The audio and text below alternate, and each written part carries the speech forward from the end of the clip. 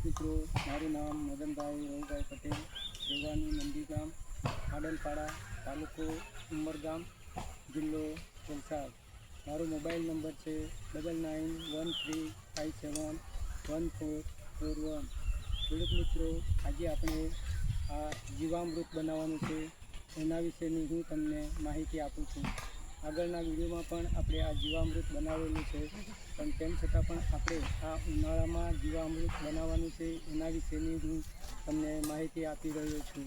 મિત્રો, હવે જીવામૃત બનાવવા માટે આપણને 200 લીટર પીપની જરૂર પડે છે.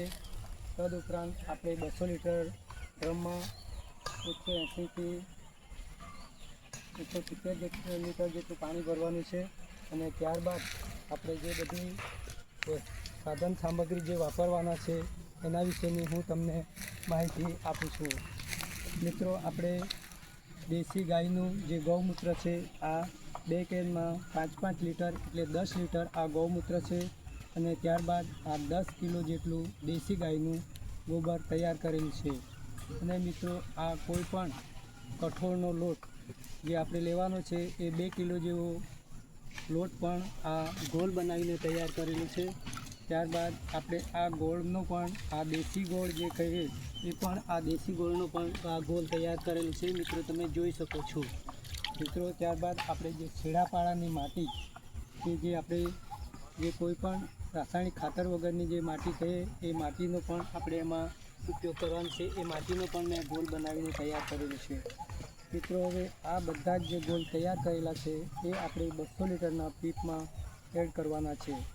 મિત્રો, સૌપ્રથમ આપણે આ જે દેશી ગાયનો ગોબર જે 10 કિલો છે એ હું આ ડ્રમમાં એડ કરી રહ્યો છું.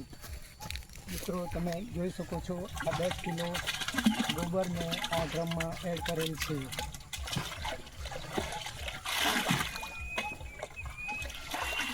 અરે આ ગોબરમાં ખરેખર ખૂબ જ સૂક્ષ્મ જીવાણુઓ હોય છે. અને આ સૂક્ષ્મ જીવાણુઓને આપણે ડબલ કરવા માટે જેનો આપણે આ ગોળનો ઉપયોગ કરીએ છીએ.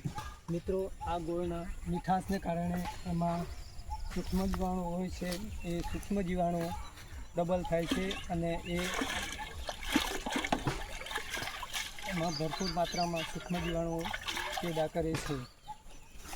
મિત્રો, આપણે જોઈએ છીએ આ કોઈપણ કઠોળનો લોટ એ લોટ પણ આપણે એમાં ઉમેરી રહ્યા છે. મિત્રો, આ લોટથી જે એમાં આપણે ઉમેરી રહેલા છે એ લોટમાં ખરેખર ખૂબ જ માત્રામાં પ્રોટીન હોવાથી જે સૂક્ષ્મ જીવાણુ ખોરાક બની રહે છે. મિત્રો, હા, હવે આ છેડાપાડાની માટી અંદર હું નાખી રહ્યો છું.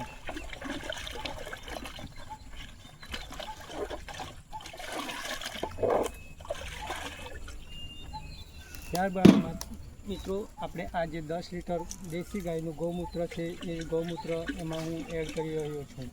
મિત્રો, આ બધા જ ઘટકોને આ 200 લીટરની પીપમાં મેં એડ કર્યા છે.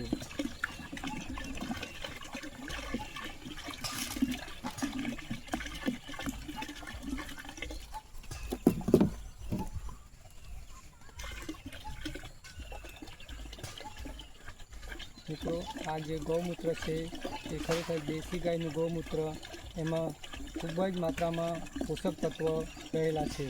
જે પોષક તત્વોને પૂરું પાડવા માટે જે આપણે બેસનનો ઉપયોગ કરીએ છીએ એમાં એ પ્રોટીન રહેલો અને એ સૂક્ષ્મ જીવાણુઓનો ખૂબ જ માત્રામાં એનો ઉપયોગ થાય છે.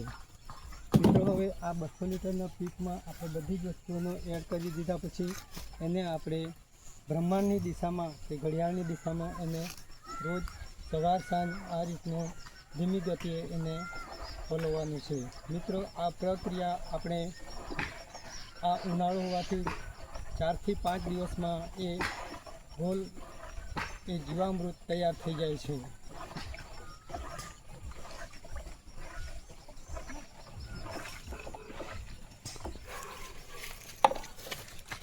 ઢાંકી દો.